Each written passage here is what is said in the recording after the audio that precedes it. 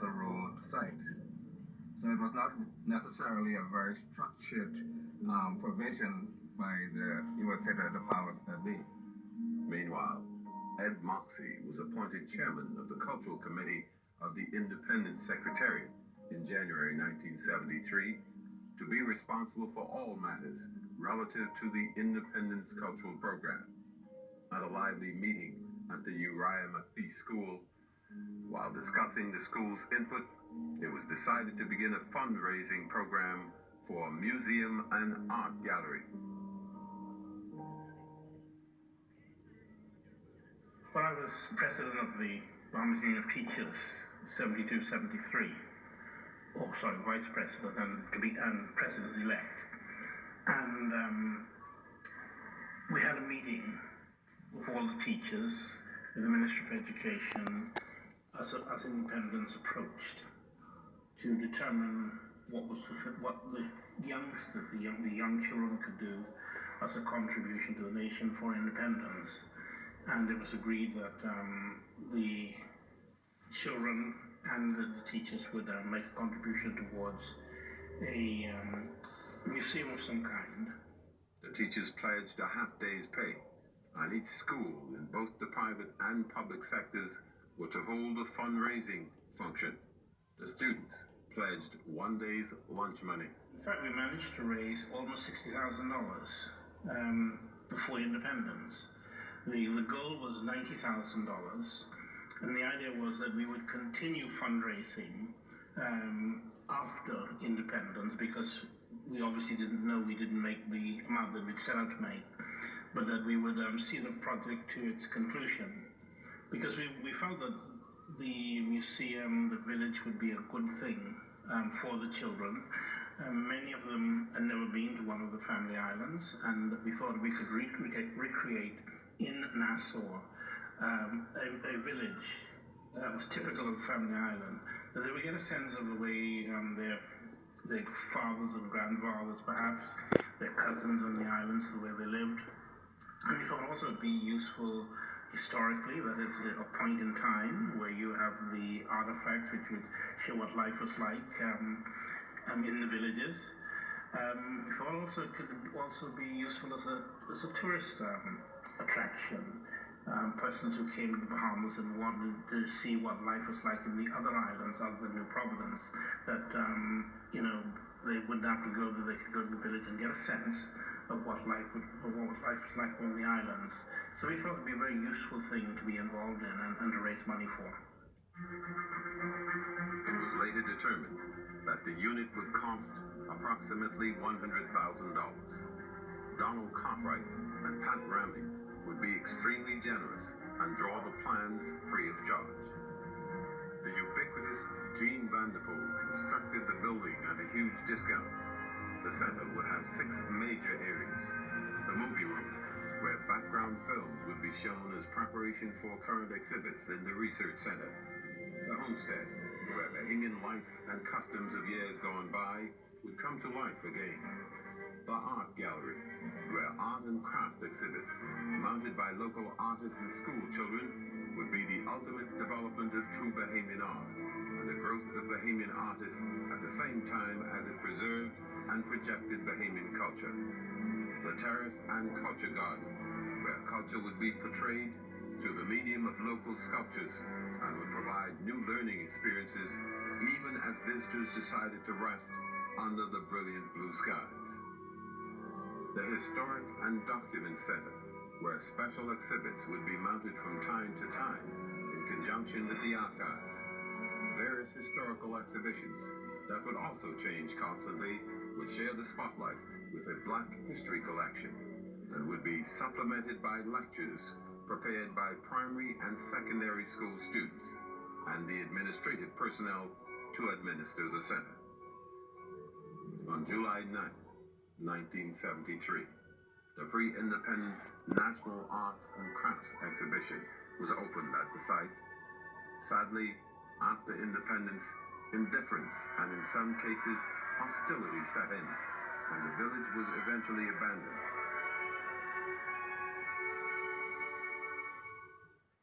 There were many stories written over the years chronicling the demise of this national treasure. In addition to those stories, there are personal testimonies about the national disappointment. I think when it actually happened, I was living away. I was in college or university. But it was always something I thought was going to come back for a long time. It's strange because it was there, and there were buildings and there were structures, and even though it was falling down, I somehow, I guess in my naivete as a child, I thought it would come back because to me I had good memories associated with the place. But it didn't, and when it was razed, I remember feeling a sense of loss, even though it had been, physically it had ceased to exist a long time ago. Well, spiritually, I guess, in a way, it had ceased to exist a long time ago. I just, the remains of it, I guess, were still important to me to see, because it suggested a certain type of possibility for me, and a possibility for the country. And they changed the narrative when they raised it. One cannot talk about Jumbay Village in a vacuum. Remember, the quiet revolution had borne fruit. So where did the village fit into the narrative that is the history of the Bahamas? We engaged former Chief Archivist and former Director General of Heritage, Dr. Gail Saunders, for some historical perspective. I thought that the Jumbay Village was very, very important at that time. There was a growing feeling of Bahamian nationalism.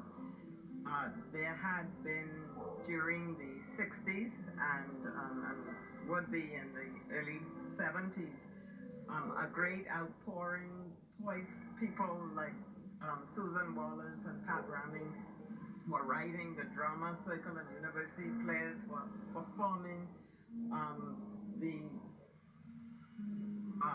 The dancers under Hubert Farrington, but more sort of indigenous dance under Alex Sabine and his wife. In fact, they actually use what is now the National Art Gallery of the Bahamas they used it to give lessons, and they got permission to do that. And so there was a great interest and outpouring of cultural activities. And when Mr. Moxey wanted to really highlight and showcase the indigenous culture of the Bahamas, and Jumbay Village, his idea of building a village, and the house and the extension of that, and also to include a museum and art gallery and craft market. And it wasn't only that people displayed, but also economically, the craftspeople could actually earn a living there. And that, I think that was really a very noble idea. And so, what are we to make of the cultural disaster in Coconut Grove? What did we lose? And what can we do, if anything, to salvage some of Ed Moxey's dream? It's very difficult to point to anything that is sustaining. You think of the Dundas, the programs that used to go on there. They almost seem to have died. There's very little being done in other areas. I think the only aspect of our cultural expression that seems to be surviving is Junkanoo. And while I understand the importance of Junkanoo in the society, that is not the culture. That's only one aspect of the culture. And even that, the pieces that we spend so much time creating are discarded almost immediately. The parade is over. I think there's some people who have been trying to encourage people to keep some of the better pieces, but very little is done in that area. We need to, I think, really understand and appreciate art in its totality, not just one aspect of it. And hopefully, maybe this documentary might spark some people into thinking, maybe there are things that we can do. It needs to be supported by the people, though. Government support is important, yes, but I think the people ought to come from the people, and they ought to appreciate it and ought to celebrate it. Honestly, I have to believe that anything is possible, but in order to move on. But it's a question I've been posing to myself in recent times. I just don't understand really whether it is possible right now, or I don't know if it is. I don't know if I have enough faith to say that it is, but I'd like to believe that it's possible. We just have a very short attention span, it seems, and I don't know if our culture is wired in the same way anymore. I don't know if we have the same sense of urgency or the same sense of, or maybe the way society is made up now sort of circumvents that. We have a lot of, our passions are subdued really quickly here, but we're gonna need to. We're in the 21st century, and I think the Bahamas is gonna have to change its way of thinking in order to move ahead. Otherwise, we're gonna be left behind. Not only we like to think of ourselves as, a really big cheese, but in a sense, we are falling behind in so many ways, and we're falling behind regionally, and not to mention internationally, and we talk about globally. So it's time for us to really sort of pay attention to ourselves, be Bahamian, know what it is, live it for a change. Being a public servant and employed with the Ministry of Youth, Sports and Culture, particularly the Department of Culture, I think it's time for us to actually sit down and look closely to the aspect of bringing about a Jumbay village. Perhaps we may need to form a committee with not just when I finish Department of Culture, but of course to link with cultural groups in trying to find a way to recreate Jumbay village by, first of all, identifying an area and to create some means by which our people can be entertained on a weekly basis. All right, somewhere to go, something to do, good fun, good entertainment. Of course, Mother Moxey had created a gift shop in the village, which was where one had an opportunity to sell all of their indigenous Bahamian souvenirs and handicraft. Also, artists who were unborn or who were unknown at the time had the opportunity to exhibit all of their paintings down in the village. If we could just get a piece of property and build a long shed with all the crafts in this shed, just saying, as I'm an instructor at BTBI, I have 30 students under my umbrella in my area, and I train them. And when they finish training, I could also let them stay if they don't get a job or they can't go on their own, and stay there and make the items and sell to the straw vendors. The straw vendors have no need to go to the United States or wherever, Cuba, wherever they go for craft. They have no need to go for that. We have enough culture people here, enough craft produced, and people just piling up for that day. I am one of them who piling up for that day when craft could be number one in this country.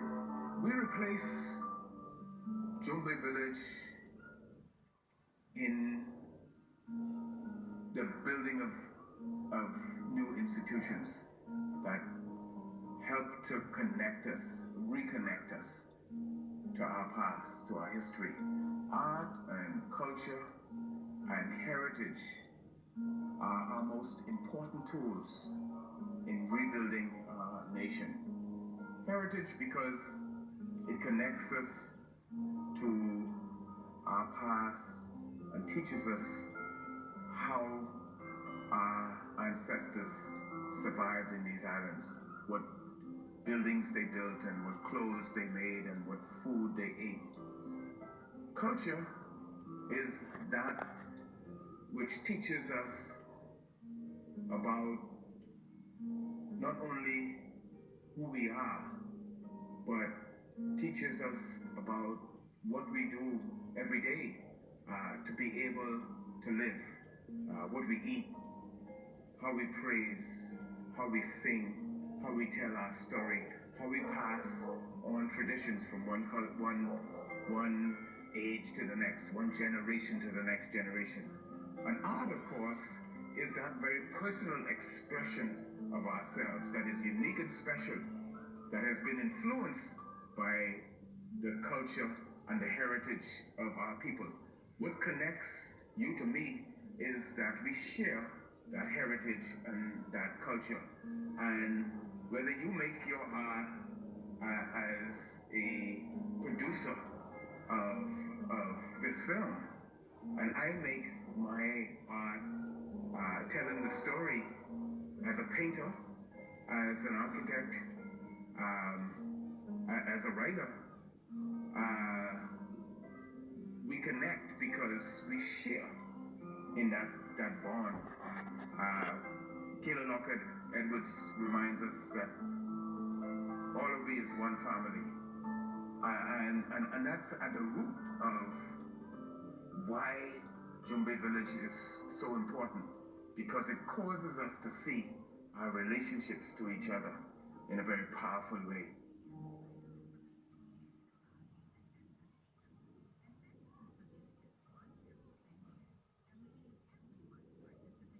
For more perspective on what happened to Jumbe Village, we must return to then Prime Minister Pinling's reported invitation to Ed Moxey after the performance of the Coconut Grove Chorale back in March of 1969, when he was invited, quote, to be a part of the machine.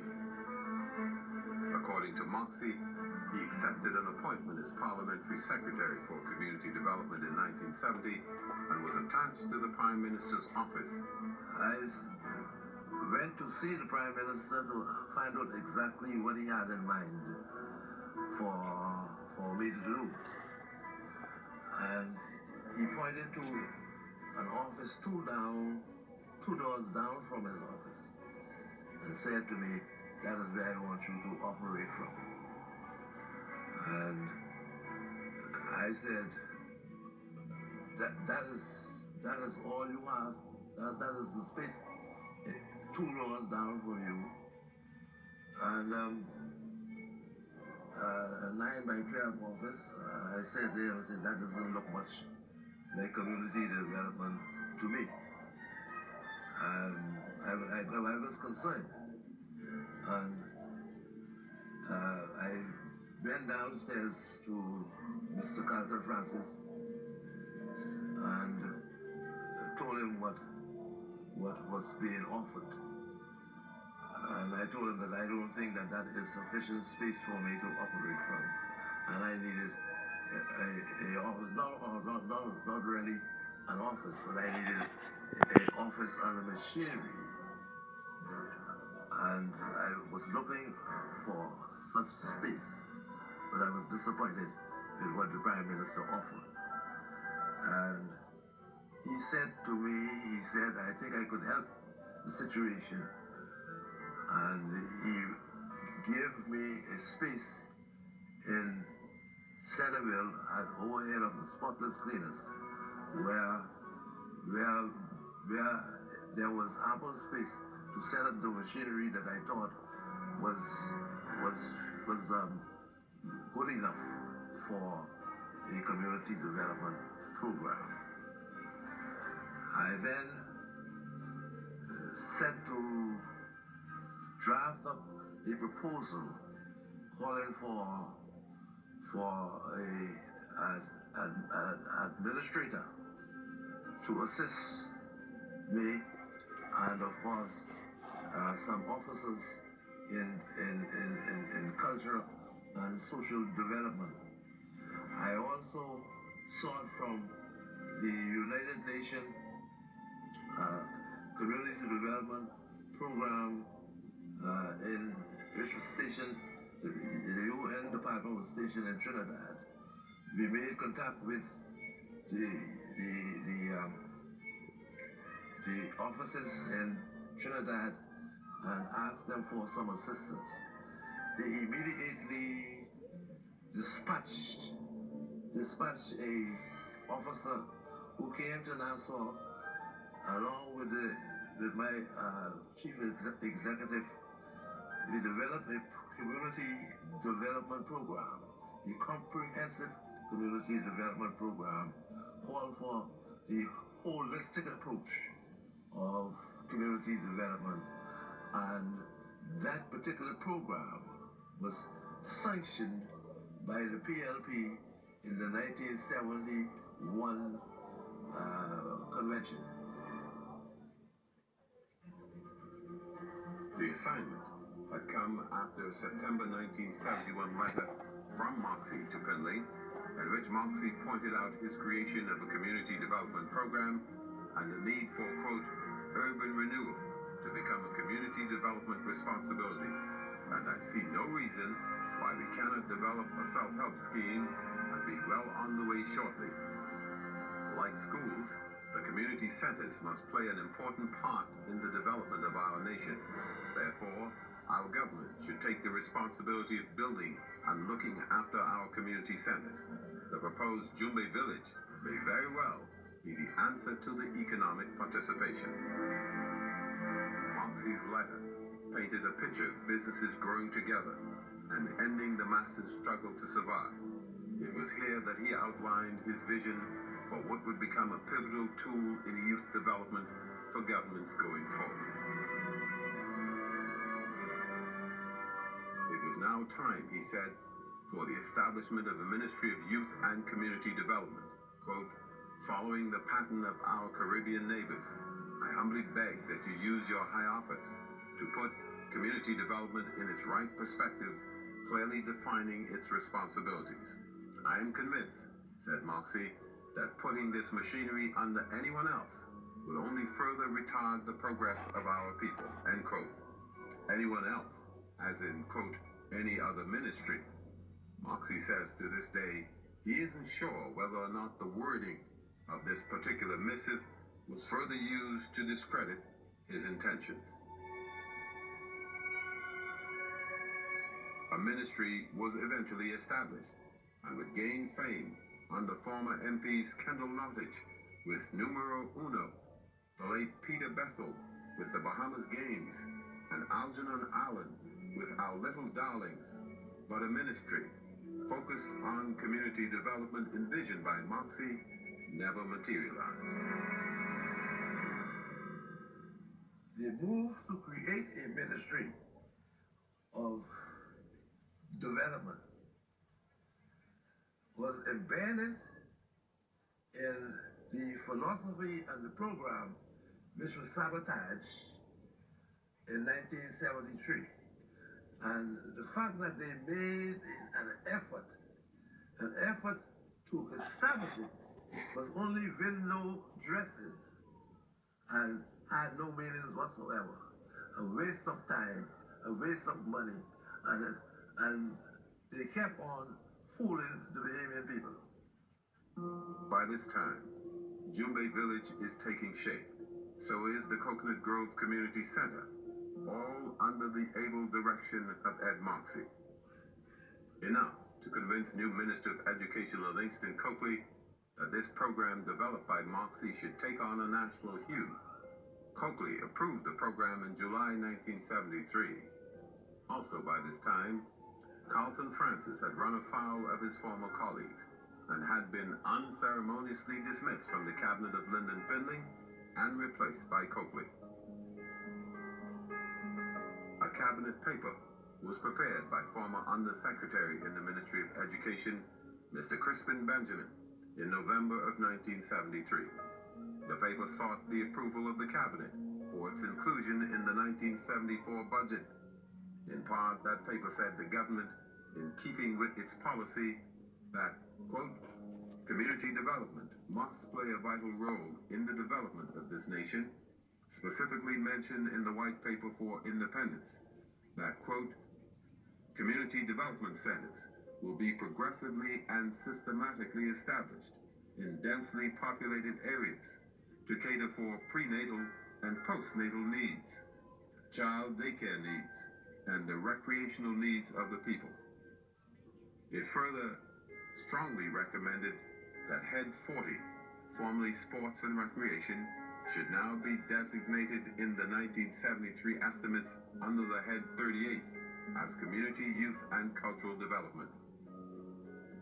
The division would have 4 sections: administrative, which would include Moxey, Crispin Benjamin, and Anthony Roberts; cultural, to be headed by Clement Bethel, after whom the National Arts Festival would be named; youth and recreation, which was to include disciplinarian and sportsman Roderick Sims and Kermit Ford, who introduced marching bands, specifically the Pioneer Drum and Bugle Corps, to the country; and daycare centers, to be run by Verdell Monroe and Ann Sawyer, and assisted by Rosie Fernanda.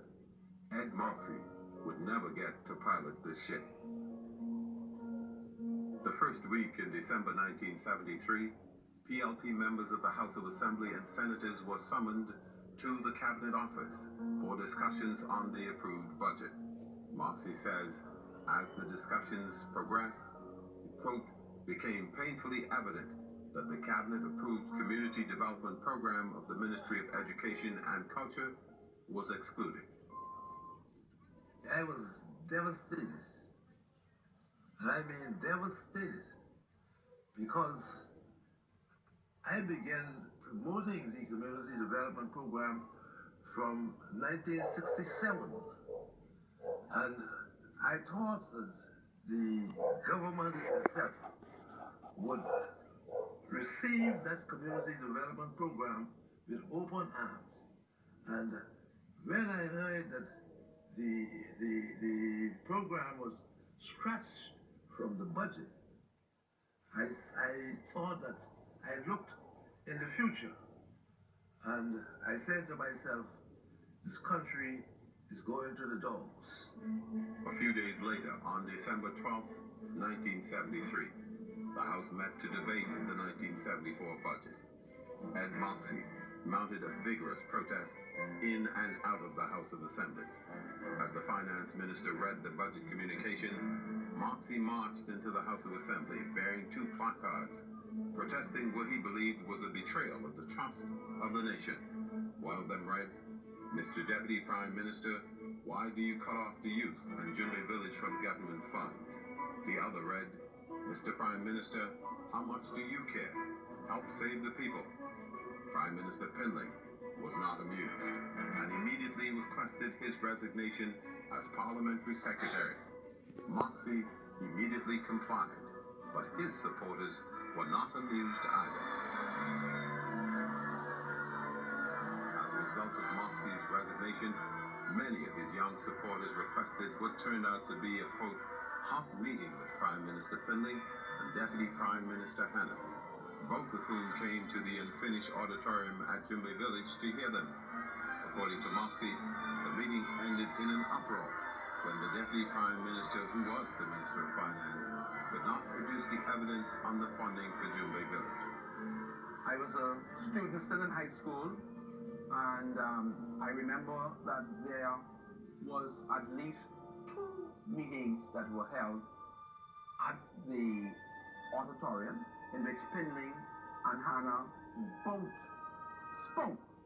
I knew it was a controversy involving Edmund Moxey and the allegations which he had made in the House of Assembly over the fact that the government was failing to finance the development at Arawak, the development at Jumbe Village, in view of the fact that the cabinet had already made a decision to make available to the project the necessary funding.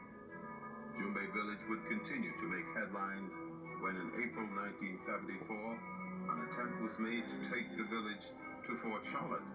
As expected, Ed Moxey would not take this development lying down. Then Minister of Tourism, Sir Clement Maynard, took the brunt of Moxey's broadside.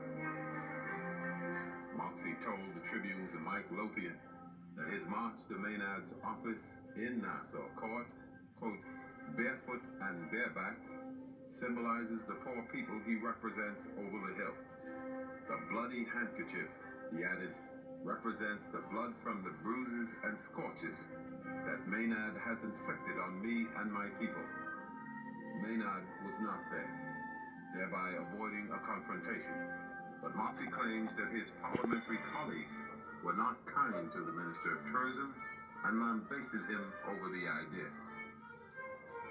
That march to Nassau Court was preceded by a letter to Prime Minister Pinley expressing shock and heartbreak over such a proposition, as according to Moxey, the attempt to move the village would be another betrayal of his people. The minister and the Ministry of Tourism, he said, stole the Goombay program from me and my people and sold it to foreigners, who are now doing a good job in keeping it to themselves, while the people for whom it was designed are going out of business and are on the verge of starvation. On July 9th, 1974, the museum in Jumbay village was officially opened by Prime Minister Pinley with great fanfare. But that was the beginning of the end.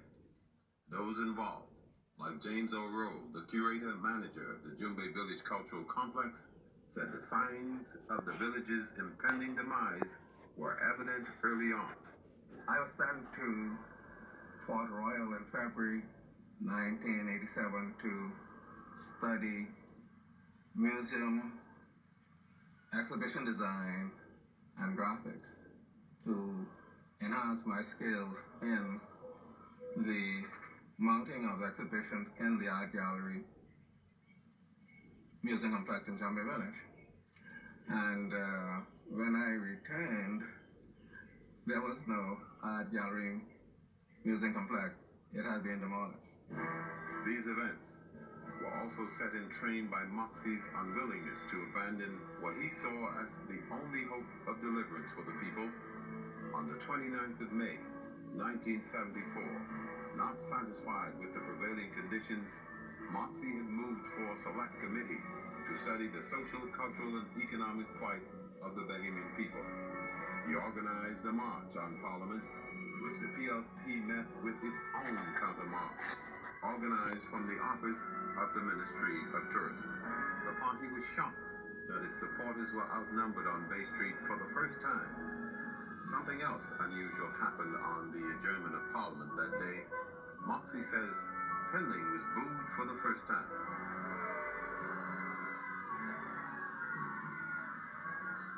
Mr. Speaker, I wish to say at the offset, sir, that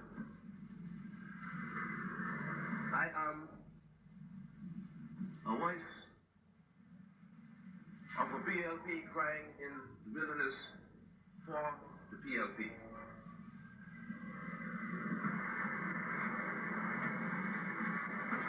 I have no desire, sir, to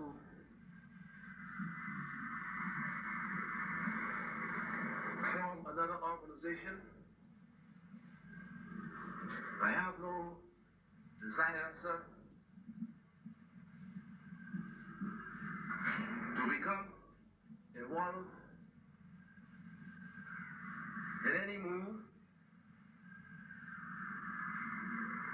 that would cause the Progressive Liberal Party's downfall. But, sir, I will have to say that the time has come when all men, high and low, must understand that there is something seriously wrong in this country. I am today, sir, the father of the Progressive Liberal Party in this chamber. I say that, sir, because in 1952, I was in the living room of the chairman, Mr. H.M. Taylor, when the original idea of the Progressive Liberal Party was discussed. And of course, sir, we all know that the hue and cry of the Progressive Liberal Party before it came into power was a party of the people, for the people, and by the people. I say, sir, that we have achieved political victory in 1967. On the 10th of January,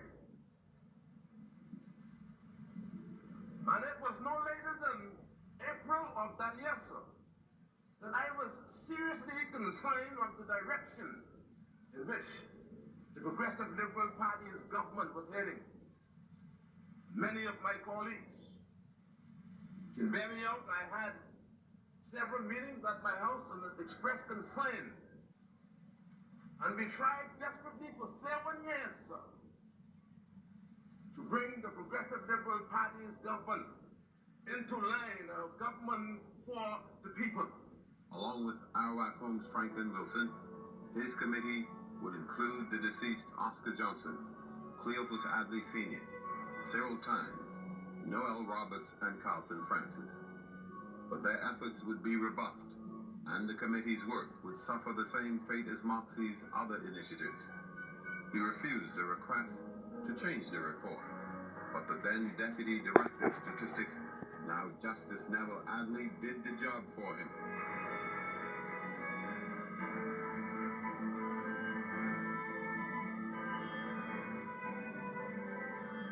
Again, according to Moxey, the committee made an interim report on September 4th, 1974, which focused on the economy and how to provide jobs for the 9% unemployed at the time. It also made recommendations about youth development schemes in the areas of agriculture, industrial, marine, and business sectors. The report said in part that, quote, the Bahamian people are faced with a serious economic dislocation, which, in the opinion of the committee, requires immediate adjustment and emergency measures to alleviate the economic stringencies, to put our people back to work, and to bring others, such as the underemployed, more into the mainstream of the Bahamian economy, end quote. A precursor to today's Bahamas.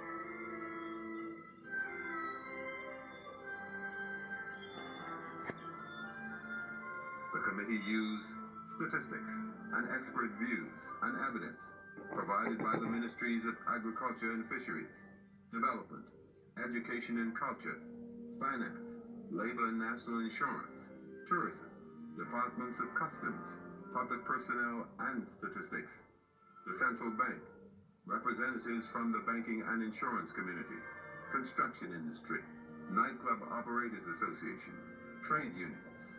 Also available to the committee was a recent report by an economic mission from the World Bank, which visited the Bahamas from the 18th October to the 3rd of November, 1973.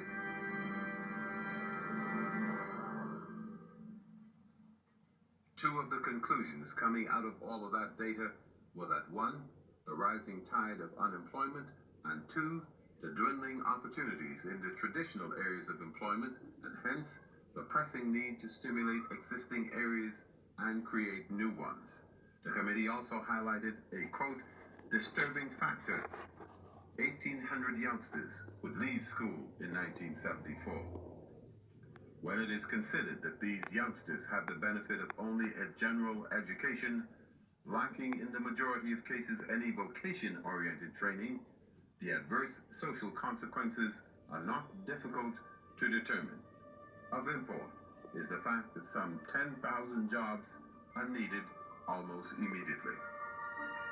This kind of information was apparently not what the PLP government wanted to hear.